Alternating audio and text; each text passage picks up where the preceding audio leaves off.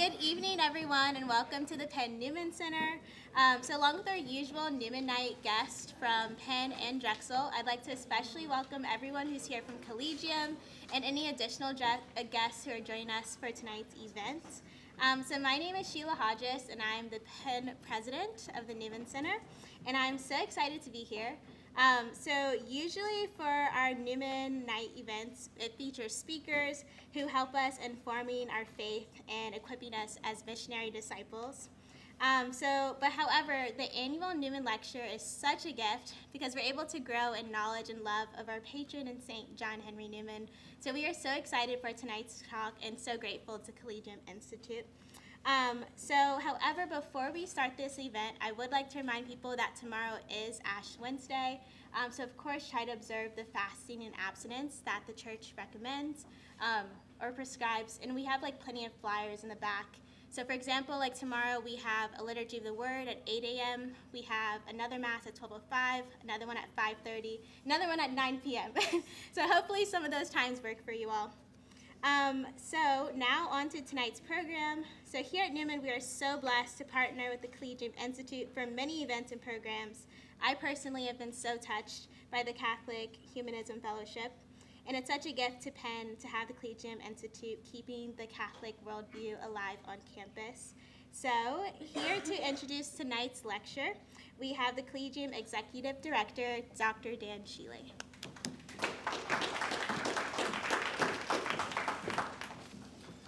Well, thank you so much, Sheila. It's still always a privilege to work together with the Newman Center, and it is distinctively an honor to do so on this occasion, as this Newman Center, so many of us here know, is the original home of the Newman movement in America. So thank you, Sheila, to Jewel, I see Michael walking in, Patrick, everyone at the Newman Center for your warm collaboration in helping us through this annual lecture series to revive the legacy of Newman in our own university community and beyond. Prior annual Newman lectures have featured the late Don Briel, who's kind of the architect behind the Catholic Studies movement at various Catholic universities in this country, as well as Thomas Pfau, Dave Devil, John Garvey, Paige Hochschild, Eamon Duffy, Dermot Moran, and Bud Marr.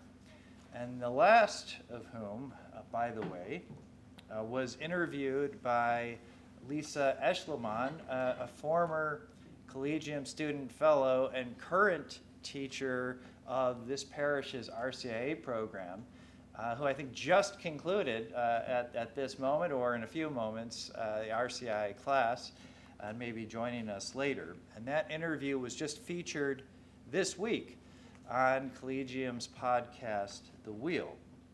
So please consider checking that out on our website, the address of which you can find in your brochures. And you can find many other things on that website, events and programs, especially commemorating the 10th anniversary of the Collegium Institute this year. Now, as Sheila mentioned, my name is Daniel Sheely, and it's now also my privilege to welcome you on behalf of the University of Pennsylvania's Program for Research on Religion and Urban Civil Society. This is an event of that program's Peri-Collegium Initiative, which is a partnership with the Collegium Institute to, among other things, host events that engage our university community, the first secular university in America, on questions of faith and reason. And today's lecture, Reading Newman in the Third Reich, commemorating the 80th anniversary of the White Rose student resistance, will, I think, rather beautifully illuminate how traditions of faith and reason can galvanize movements for justice in a powerful way right here on college campuses. So it should feel quite relevant. A quick note about our format. Right? So after I finish droning on, Professor Tomko will give a lecture of approximately 30 minutes, which will be followed by your own Q&A. And you may have seen that there's these little note cards, which some of you are already appropriating. And so during the lecture, right, feel free to use them, not simply to take notes, which is great, but also to write down any questions that occur to you through this process, so we can have an active and fruitful Q&A period. After that question and answer, we will return to the reception, because as Sheila mentioned, right, tomorrow is Ash Wednesday, but today is Mardi Gras, right? So don't let that be in vain. And now to introduce our speaker for tonight. So Helena Tomko is Associate Professor of Literature in the Department of Humanities at Villanova University, where she has been teaching since 2008. Her current research is on the influence of Catholic thought on early 20th century German literature and culture. She has written a series of articles exploring the thought of philosopher, satirist, and diarist Theodor Hecker and his contribution to interwar German culture. Hecker, as we'll learn this evening, was an important influence on the White Rose student resistance in Munich during the Second World War, which was made famous in America most recently perhaps by the Academy Award-winning film Sophie Scholl.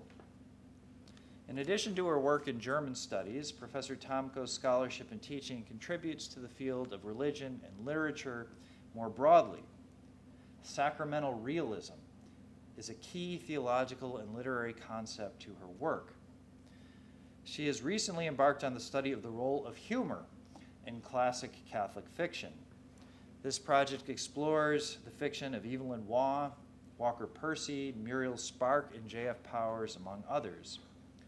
She discussed the question of what we laugh at and why in her highly entertaining and equally edifying 2021 Faith and Reason lecture called Humanizing Humor in the Age of Snark. And you can watch that on YouTube, which I recommend. Dr. Tomko wrote her doctoral thesis in German literature at the University of Oxford. Her book, Sacramental Realism, Gertrude von Lefort, and German Catholic Literature in the Weimar Republic and Third Reich, was published in 2007. Born in Oxford, her bio says she grew up in England in County Durham. But, and here is where I venture perhaps somewhat dangerously off her script, unless I am mistaken, she's also spent part of her youth living just down the street at St. Charles Borromeo Seminary, since her father, once an Anglican priest, converted to Catholicism and took refuge teaching systematic theology there. Not only did her father, the distinguished scholar Father John Sayward, follow the path of St. John Henry Newman in moving from Anglican orders to the Catholic priesthood, but he has also served as a frequent celebrant and homilist at the Oratory of Oxford University, which is the church foundationally committed to Newman's legacy at Oxford. Also in the family is Professor Michael Tomko, her husband, who is also here tonight, a scholar of the English Catholic literary tradition, has published, among other things, a robust anthology of sources in that tradition that takes for its title, Firmly I Believe and Truly, which is a most famous hymn composed by Newman. And so, although you may not have heard me reference Newman a single time as I rehearsed Professor Tomko's scholarly biography focused on modern German literary studies, it seems that she has lived with and around his presence and influence for so long that it might not be quite as surprising to her that he suddenly appeared in her study of the White Rose student resistance to the Nazi regime. And yet, I have to say that it was really a surprise for me that these rare, courageous students in mid-20th century Germany, whose 80th anniversary of their executions we commemorate tomorrow, had somehow had their lives radically transformed through a mediated engagement with an old English priest who died a half-century earlier. And I can't wait to find out how that happened. So please join me in welcoming Professor Helena Tomko.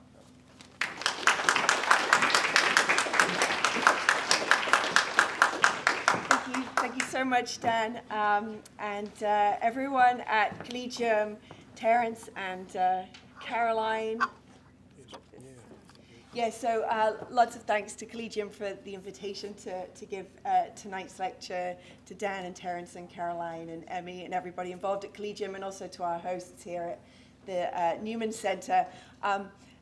Dan slightly stole what I was going to say about my connection to Newman. I'm not a Newman scholar, but my whole life in some way has had him in my orbit.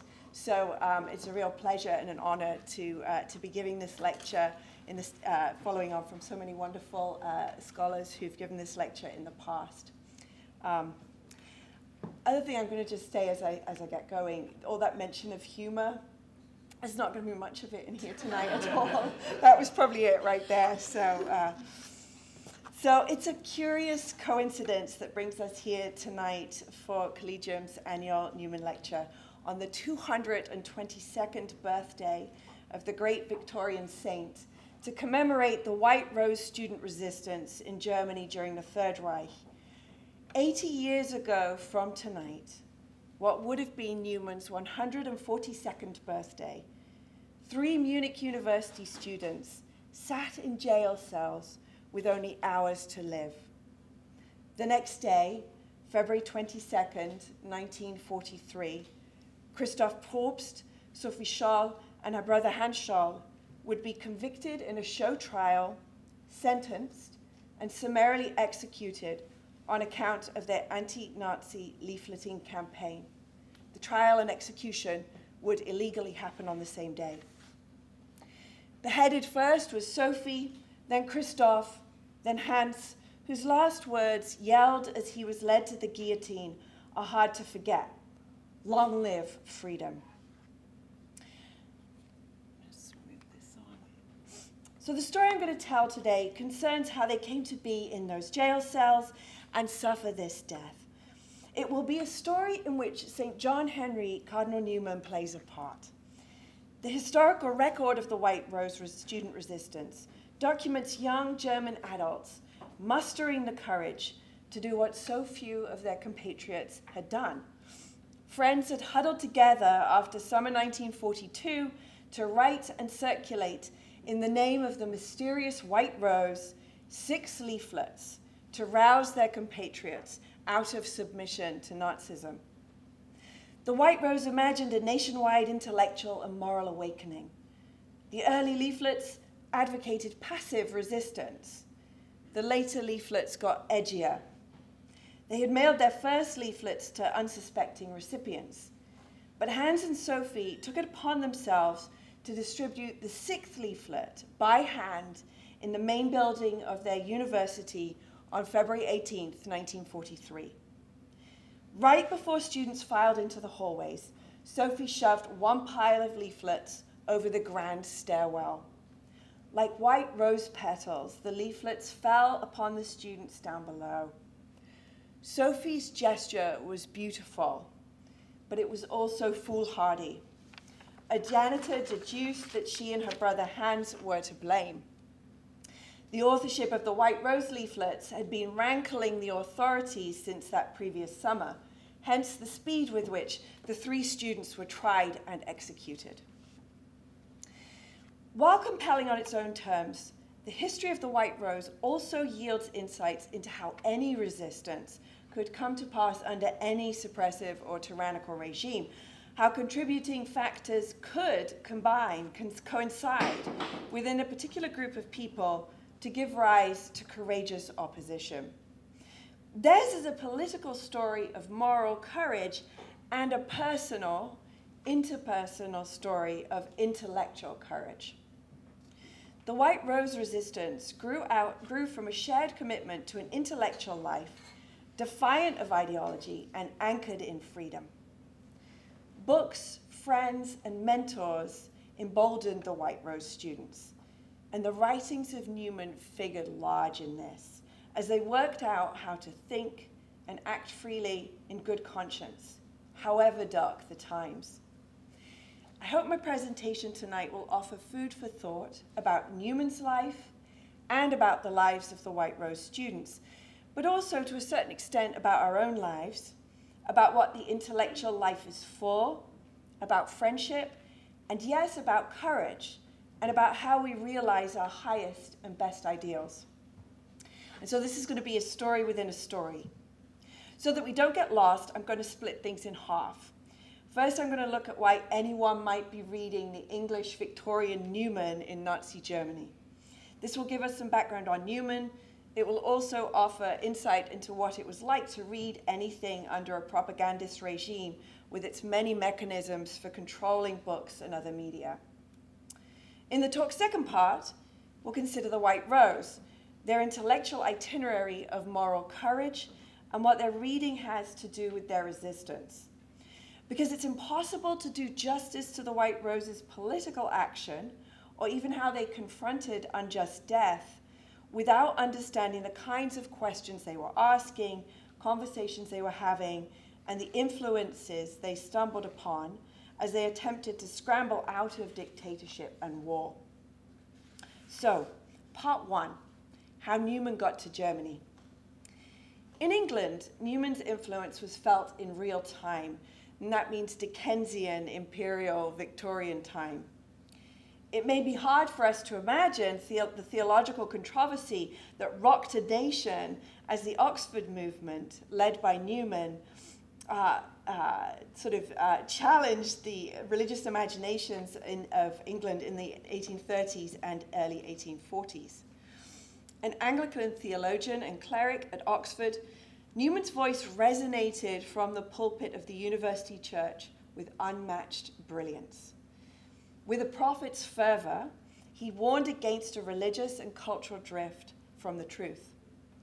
He and his colleagues in the Oxford movement became household names as they published their many tracts on the religious questions of their day.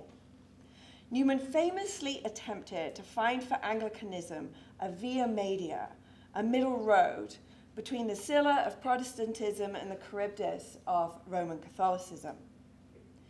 But his research into church history and patristics drew him ever closer to the rock that he'd long tried to avoid, that Roman rock of Catholicism.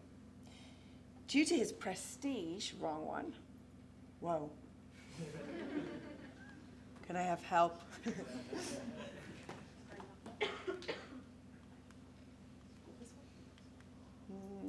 No. Next one. There we go. There he is. There's Newman. Okay, I won't press the button so hard next time. But his research into church history and patristics drew him ever closer to Roman Catholicism. Despite his prestige, Newman eventually realized that he had to leave the Anglican Church and the university position it guaranteed him. His reception into the Catholic Church in his early 40s, the midpoint of his long life, broke many hearts and caused a lot of controversy. It also remains an inspiring example of religious integrity. When Newman resigned his university fellowship, his sister Jemima expressed her distress at the decision. He responded with a resolute defense of his chosen course. And this is the quote I have up here. "Is it not like a deathbed repentance to put off what one feels one ought to do? As to my convictions, I can but say what I have told you already, that I cannot at all make out why I should determine on moving, except as ever thinking I should offend God by not doing so. I cannot make out what I am at, except on this supposition. What in the world am I doing this for? I ask myself this, except that I am called to do so. I am distressing all I love, unsettling all I have instructed or aided. I am going to those whom I do not know, and of whom I expect very little. I am making myself an outcast, and that at my age. Oh, what can it be but a stern necessity which causes this?" Newman knew that what he was sacrificing was his own success story. Yet his intellectual and moral courage in making this sacrifice is palpable here. He feels conscience bound to conform his will with what he discerns is God's will. He is acting because he cannot justify not acting. This famous passage that I have on the PowerPoint here from Newman's letters made its way into German in 1930 via the translation work of Edith Stein, the philosopher and Carmelite nun whom we now know as Saint Teresa Benedicta of the Cross. Newman's letter likely resonated with her because she too had recently entered the Catholic Church, rejecting her former atheism and breaking her Jewish mother's heart. The passage today resonates all the louder when considering Stein's death on account of her Judaism in the gas chambers of Auschwitz in 1942. Between the two world wars, Stein belonged to a cluster of German academics who were translating Newman's corpus. It was like a slow release of his thought into interwar German culture. The late Pope Benedict XVI, Josef Ratzinger, who was born in 1927, studied for his doctorate under a Newman scholar and was himself a beneficiary of these translations. In 1990, he described how essential Newman's definition of human conscience had been to his generation during and after the Third Reich. It offered an alternative to Nazi ideology, he wrote, an alternative which understood itself as the fulfillment of history and which negated the conscience of the individual. The Nazi ideology understood itself as the fulfillment of history and negated the conscience of the individual.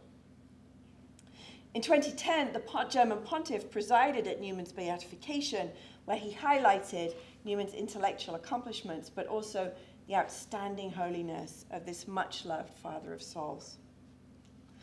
Among the scholars who translated Newman during these interwar years was the philosopher, publisher, and satirist Theodor Hecker, who would become a defining mentor to the White Rose students in 1941.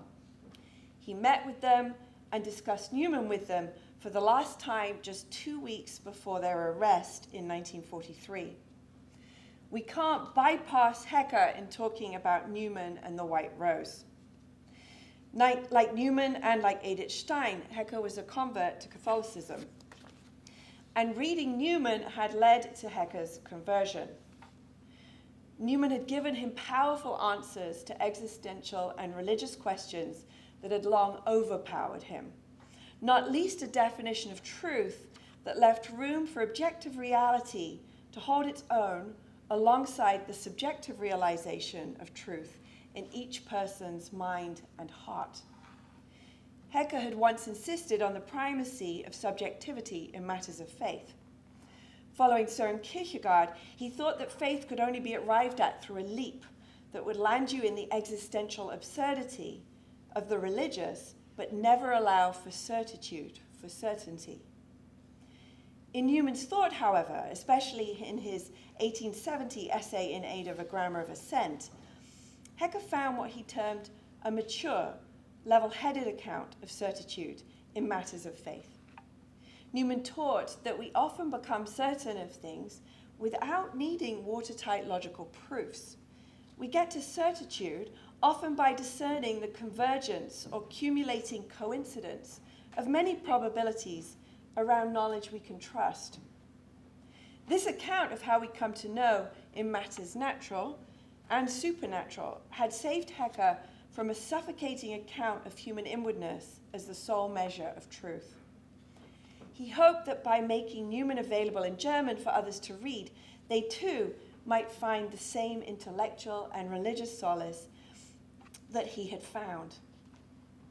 Hecker dedicated his Newman translations to anyone who, he said, was like himself, restless, worried, and thirsting for the complete and whole and authoritative truth.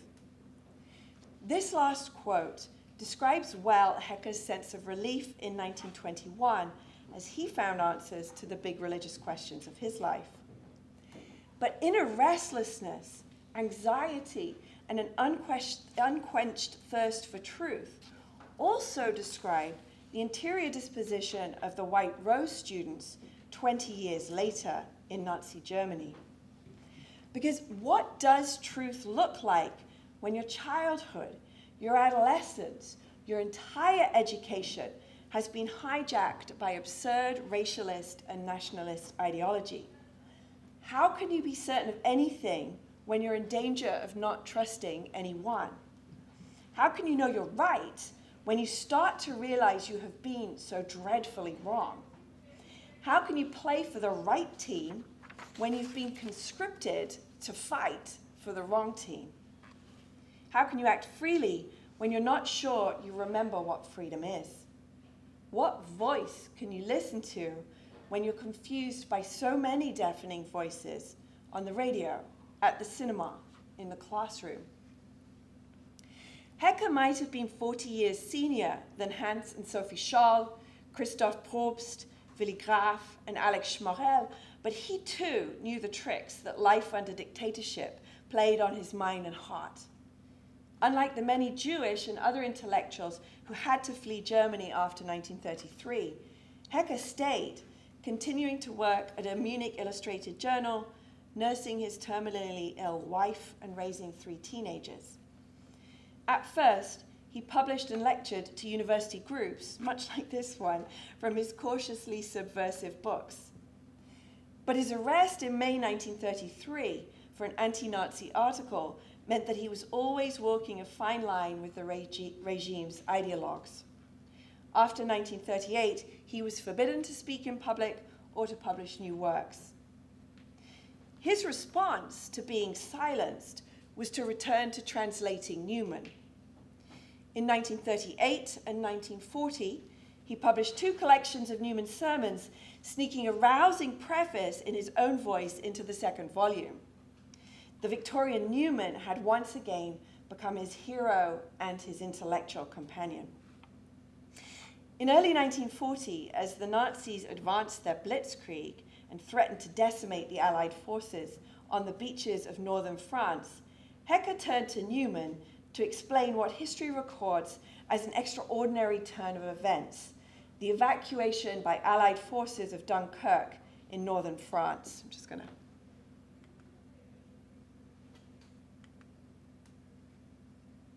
Yay, good.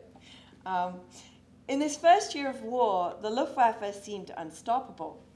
The German army was marching toward Paris, but at Dunkirk, the Luftwaffe was stopped by the fortuitous coincidence of, on the one hand, a change in the weather, and on the other, an historic display of raw human courage by the Allied forces. Desperately exposed on the beach at Dunkirk in northern France, Allied soldiers escaped by the thousands thanks to thick fog that gave cover to the civilian boats that rushed to their rescue. Here's how Hecke processed this event in his secret journal entry on the night of June 1st, 1940. Newman's theory about the curious coincidence of natural occurrences at specific moments as signs of divine providence came to mind when they said on the weather report that there was poor visibility. Were the Cardinal Newman, were he still alive today, he'd be able to preach that an angel calmed the English Channel and at the same time spread the darkness of an impenetrable fog across the sea. And thus, 10,000 were saved. A few days later, Winston Churchill described this rescue as a miraculous deliverance in a famous parliamentary speech. Hecke's explanation was more modest than Churchill's idea of miraculous deliverance. He was recalling Newman's argument in Grammar of Assent about how divine providence and angelic ministrations manifest in the coincidence of simple things, like the weather and human courage. Newman and Hecke believed in miracles, but Newman was exploring what he called our illative sense that allows us to infer, to see the immediate presence of God, not just in miracles, but in the curious accumulation of coincidences. When ordinary things coincide in such a mysterious way, they impress on our reason and on our imagination the presence of the extraordinary agency of him whose being we already acknowledge. That was Newman. This explains moments when we find ourselves dumbfounded by some unexpected turn of events. I'm talking about those, well, what do you know moments, when some hand more personal than chance seems to touch the course of events. Hecker's application of Newman's philosophy to the Dunkirk evacuation introduces us to a way of viewing history that the White Rose students would largely come to accept. History unfolds on this view with three main protagonists: the human, the divine, and the diabolical. We will usually fail to read our place in time correctly, according to Newman, given that we are always countenancing forces, both visible and invisible, natural and supernatural. But, following Newman, Hecker believed that we must always be reading the signs of the times. He likely heard the report about the Dunkirk evacuation while listening illegally to the BBC radio. The subversive anti-Nazi diary, where he then jotted down his notes, would be published after the war. They're an important example of what scholars call inner exile literature, texts written against the grain of dictatorship, sometimes in a camouflaged way for publication, sometimes without any concealment, for circulation among a small group or for publication in the future. Inner exile texts often aimed at naming and outliving the ills of National Socialism rather than opposing them. They aimed to fortify their readers rather than to mobilize them. But of course, a lot depended on who those readers were. So, part 2, the White Rose's itinerary of courage. Back to the White Rose students.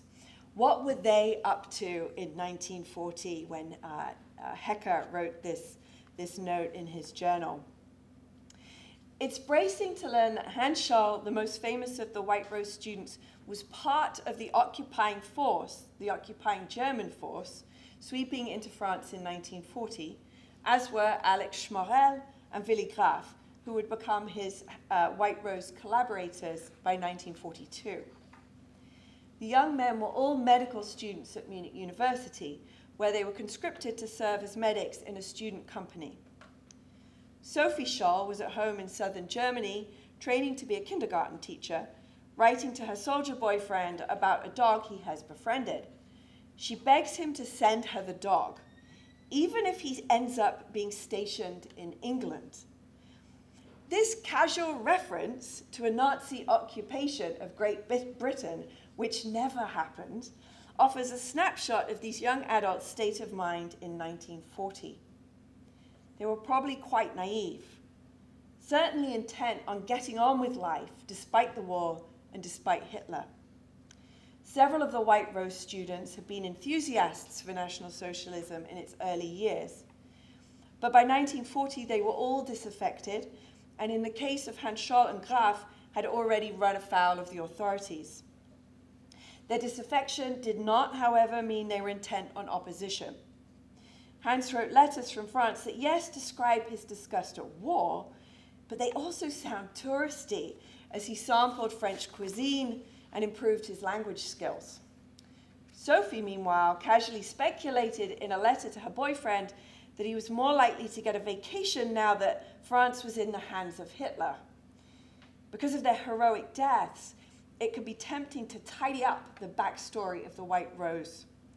But it's important to recognize that stuff had to happen to turn this cluster of friends into exceptions to the general rule of German acquiescence. So how did things converge and coincide on the 6 resistance leaflets that the White Rose wrote and disseminated between June 1942 and February 1943? What did they share that brought them together with such purpose? Willy Graf often gets forgotten about. There he is. It's Willy Graf. Graf often gets forgotten about, so I'm going to start with him. He was a serious young man who belonged to Catholic youth organizations both before and after they were prohibited in 1934. He was a member of the Forbidden Grey Order, associated with the work of Romano Guardini and the interwar Catholic liturgical revival. His membership in the Grey Order led to his arrest in 1938. When you read Willy Graaf's journals, you get a sense of an earnest, prayerful young man who filled his spare time serving at Mass, singing in a choir, fencing, attending concerts, worrying about his sister, talking with his sister and their friends, and reading. He would refer to his reading as his work. He'd assigned himself an itinerary of novels, essays, and other texts as a means to cultivating intellectual, moral, and spiritual resilience against the propaganda he encountered everywhere else, including in the classroom. As conscripted medical students, Hans, Alex, Christoph, and Willy were shuttling back and forth from the war to the classroom in a weird Nazi manipulation of something like the study abroad dynamic, one semester in Munich, then active duty. The discombobulation that the students felt as they switched from the dehumanizing chaos of war and the inhumane atrocities they witnessed back into the supposedly humane civilian life of Munich University, it fueled their resistance. Shortly before he met Alex and Hans, Willy described his discombobulation upon his return from the Eastern Front. "I'm still not getting used to the switch," he writes. "I'm finding it hard to get my bearings. What bothers me most is when I see all these undisturbed lives, everyone's petty worries, but perhaps those are all just a facade." In June 1942, Willy made friends with Hans, who together with Alex had already written and disseminated the first White Rose leaflet. You get the impression from Graaf's journal that these new friends, especially the charismatic Hans, consoled and emboldened him. He refers to them as kindred spirits, and he was relieved to have their company that autumn as they headed together to the Russian front. The White Rose valued their friendships, both within the small conspiratorial group and their larger circle of friends, siblings, parents, and mentors, with whom they met over wine to discuss music, literature, philosophy, theology, and yes, maybe even politics late into the night. Willy's succinct journal makes room to honor these occasions. "This evening, we talked about books and the people whose lives stand behind them." Another time he notes, "We talked a lot and many a good thought was born." A late-night reading of a cult Catholic poem by the French writer Paul Claudel had his head reeling. And then cryptically, he'll refer to conversations on similar evenings that would take a turn for conspiracy. "So what should we do?" We talked about that late into the evening. The White Rose were kindred in their disaffection from war and National Socialism, but they were also kindred as truth seekers and lovers of life. If you want to have friends like the White Rose, do fun things with your friends even when times are tough. Read books with your friends. Talk about those books and stick it out together in hard, rigorous conversation. Christoph Probst wandered into the group looking for that kind of conversation thanks to his old friend Alex Schmorell. Probst had a complicated family life. Following his parents' divorce, his father remarried, but then committed suicide in 1936. His widowed stepmother was Jewish, making him particularly attentive to Nazi anti-Semitism and the persecution of other minorities. Christoph got married in 1941, and by the time of his execution in February 1943, had 3 very young children. Alex Schmorell was the son of Russian exiles. He was raised Russian Orthodox and was never at peace with being German. He was a gifted pianist and sculptor. His friends sometimes called him Alyosha, after the lovable character in Dostoevsky's Brothers Karamazov. His fluency in Russian gave the group access to regular Russians on the Eastern Front. This started to wise them up to the full extent of Nazi genocide and war crimes. Sophie and Hans Scholl were the most famous members of the group, but they were also the members who had traveled the farthest to where and who they were by February 1943. both siblings had been enthusiastic, even aggressive members of the Nazi youth organizations. This caused conflict with their parents, who were always anti-Nazi. Their dad was a lifelong, undaunted Liberal Democrat. Their mother was a sincere Protestant lay minister. By 1936, Hans was fed up with the militaristic conformism of the Hitler Youth.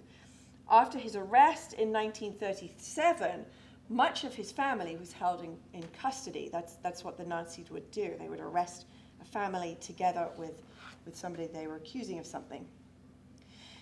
This triggered a period of truth-seeking for Hans and reconciliation within the family.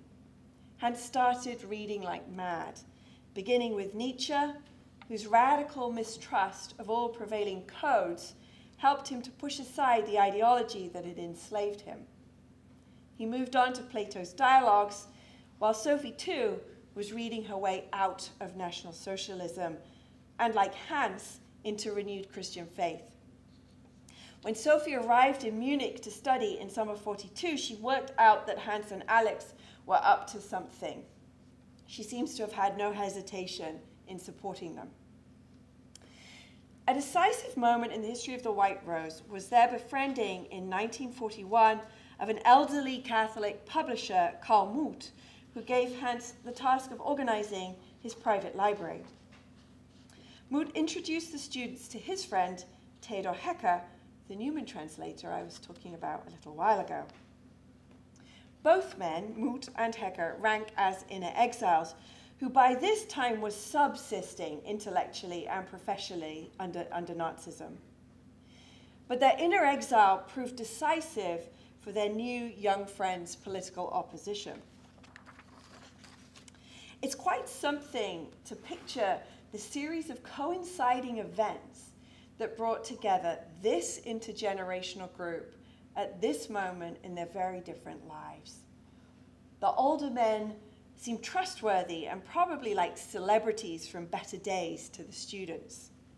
And the Scholls and their friends must have seemed like bright blessings from above to these men who both lived under the strain of censorship and ill health.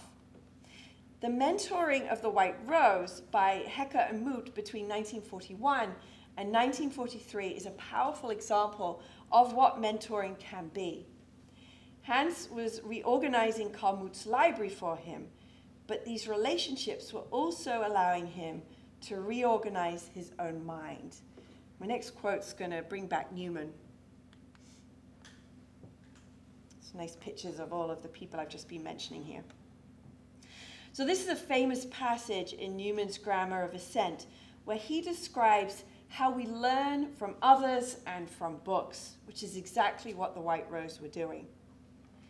The friends or strangers whom we fall in with in the course of the day, the conversations and discussions to which we are parties, the newspapers, the light reading of the season, our recreations, our rambles in the country, our foreign tours, all pour their contributions of intellectual matter into the storehouses of our memory.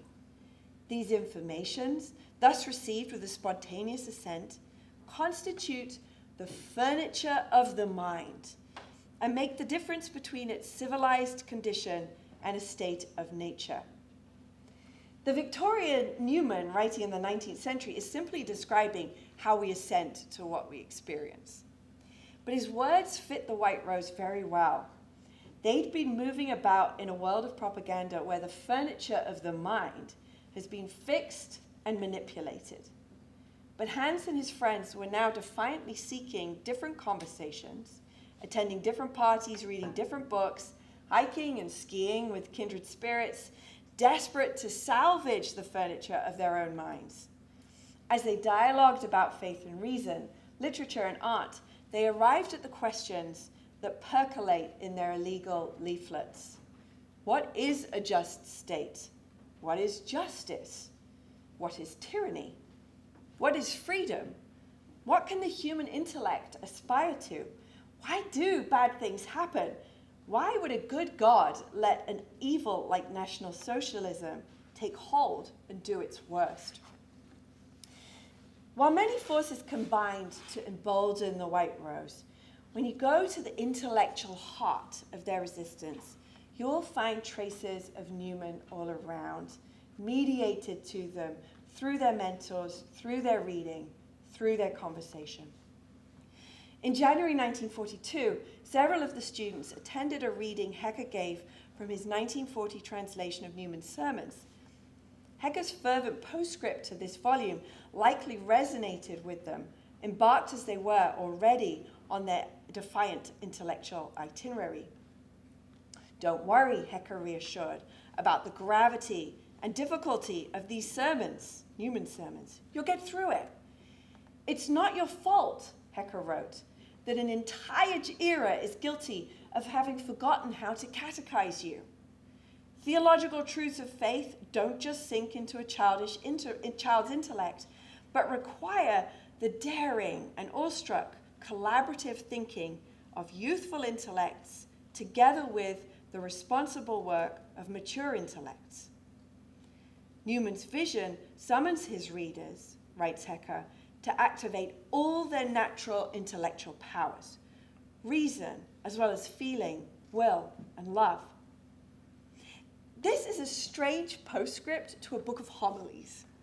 You'd think that Hecker was talking about something much grander than reading a book, even reading his favorite Newman.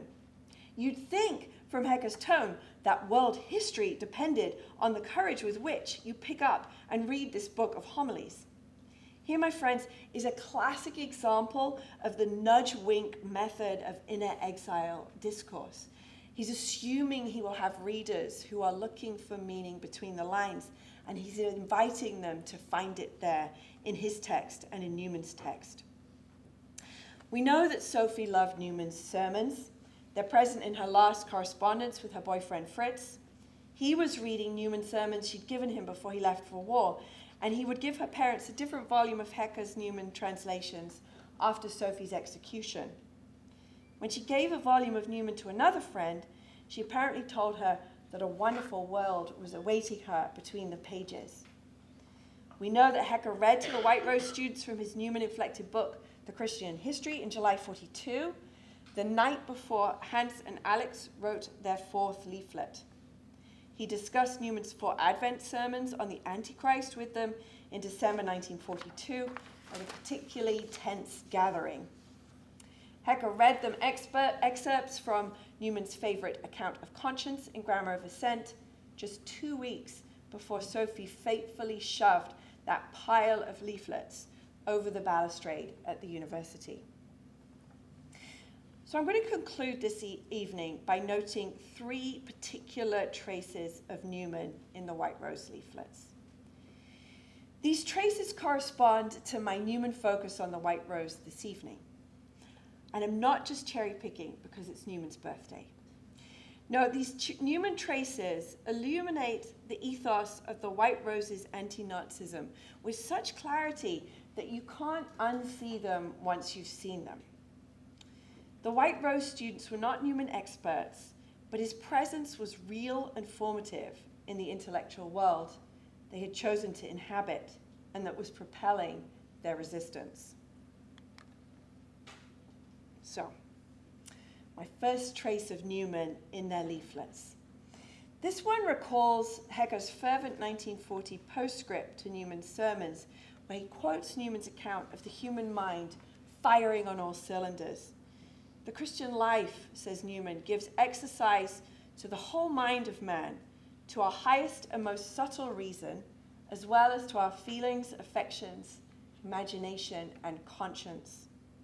From the opening lines of the first leaflet, the White Rose's appeal to their readers rests on this theological anthropology. The leaflets often quote from German literature, ancient philosophy, and other sources to point out to their readers, rationally, emotionally, imaginatively, and morally, the historical disaster in which they are complicit. The leaflets don't just presume this anthropology, they explain it, describing how Germans have fallen into a deathly intellectual slumber and spiritual surrender to the Nazi state. The leaflets are meant to liberate intellects and so to redirect wills toward the good and toward freedom, just as the White Rose believe they have been liberated. So the first trace of Newman is this call to intellectual arms. The second is an eschatological view of history and human progress. The White Rose were, of course, motivated by thoughts of a better political future. They imagined the restoration of civil rights and freedoms. They imagined a federal Europe that would secure unity in a post-war, post-Hitler era. The leaflets contained tips on how to sabotage civic life throughout the Third Reich, from the war effort to laboratories and the classroom. They famously urged their compatriots to try any kind of passive resistance or sabotage that they could. But they wanted to defy Hitler for the sake of more than a new post-Nazi political order. Their eyes were on the judgment that Germany was going to face in the history books and at the end of time. A big motive for sticking their feet in the spokes of history was their sense of shared responsibility and guilt for what they saw as the worst crimes of human history, crimes that cried out to heaven for justice. This reference to heavenly justice is not a rhetorical flourish. When they discuss guilt and responsibility, they also discuss resistance as a means of atoning vicariously for the wrongs of the nation. When they call Hitler a spawn of hell, they mean it. Among the Newman sermons in their orbit was one called The Religion of the Day, where Newman describes the religion of the world as a counterfeit religion that imitates the one true religion so as to deceive the unstable and unwary. Counterfeit religion is, according to Newman, Satan's device, a diabolical surrogate that poisons the religious yearnings of the heart. The White Rose regarded Hitler's mendacity as evidence of Nazism as a false political religion. When Hitler speaks the name of the Almighty, they wrote, he is really invoking the might of evil. Germans have surrendered their divinely given freedoms of will and conscience to demonic powers. Historians often seem embarrassed by the religious motivations expressed in the leaflets, such as the ones I've just quoted, preferring the White Rose's political vision to their eschatological fervor. But the White Rose were convinced that the Third Reich was anti-Christian in the full sense of that adjective. A discussion of Newman's sermons about the Antichrist in December 1942 with Theodor Hecker poured oil on this fire.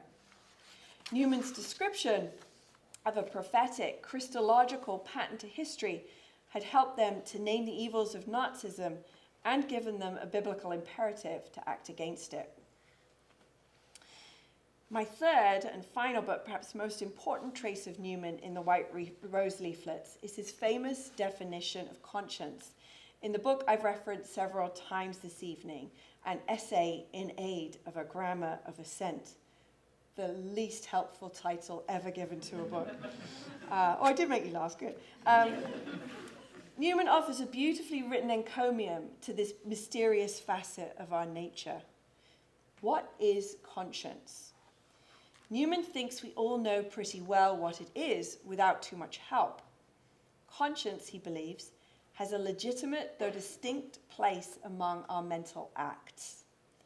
The feeling of conscience gives us at once a moral sense and a sense of duty.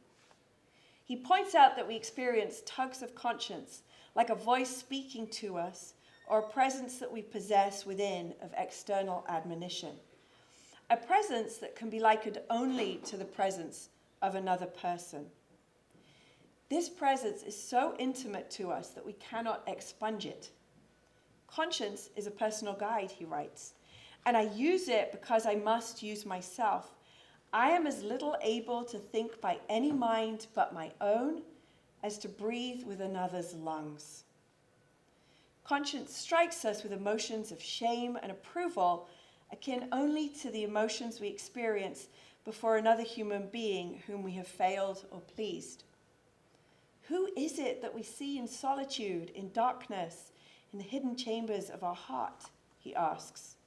Surely conscience impresses on us, he proposes, the picture of a divine judge who is none other than our Creator.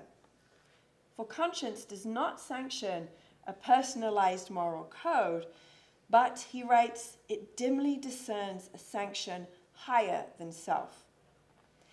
In a passage Hecker read to the White Rose, just 2 weeks before 3 of them were executed, Newman calls a burdened conscience my true informant. In a totalitarian system full of pernicious informants, Newman's encomium to conscience must have sounded liberating. He's celebrating the fact that, yes, a guilty, niggling conscience is actually a guarantee of a person's freedom, even in the face of totalitarian unfreedom. Yes, conscience can err and weaken, but it is made to resist being silenced. The White Rose's 4th leaflet concludes with the ominous line, "We will not be silent. We are your bad conscience." What did they mean by this? Newman vividly describes bad conscience as the experience of distress, apprehension, compunction, regret, confusion of face, perturbations of mind. Sound familiar? These feelings are what the White Rose students were trying to provoke in their compatriots. And what does a good conscience feel like? Newman admits that a good conscience supplies a less forcible feeling than a bad conscience. A good conscience supplies a gentle feeling of self-approval, inward peace, lightness of heart, and the like. From the evidence we have, it does seem that the White Rose students felt the certitude of good conscience as they sat in their prison cells 80 years ago this very night, as they acted against this regime and as they endured punishment for those actions. They regretted the suffering their family and friends endured as a result of their actions. But they knew what they were taking on. They knew that they had to act because they could not justify not acting. I used that same sentence earlier in my talk about acting because you can't justify not acting to describe Newman's resolve when he resigned his fellowship at Oxford and moved toward Roman Catholicism. I quoted a letter he wrote where he defended his course of action. "Oh, what can it be but a stern necessity which causes this?" The scale of courage is so different, incommensurate even, between the Oxford scholar and the Munich students. And yet the sentiment and clarity of mind is so similar in a letter Hans Scholl wrote to a friend just 2 days before his arrest.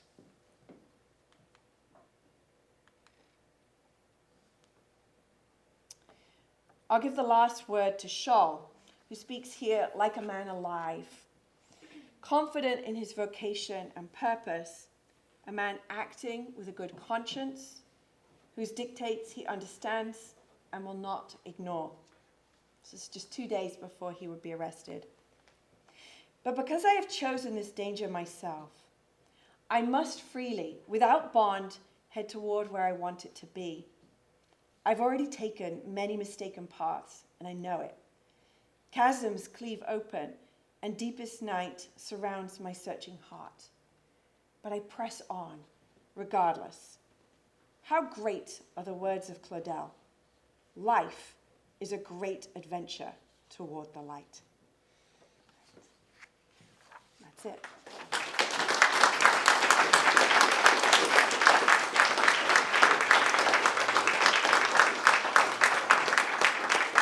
Just going to pull this slide up here. In the background here is the actual leaflet, is what it looked like, just a kind of typescript on a piece of paper. This is what they were circulating.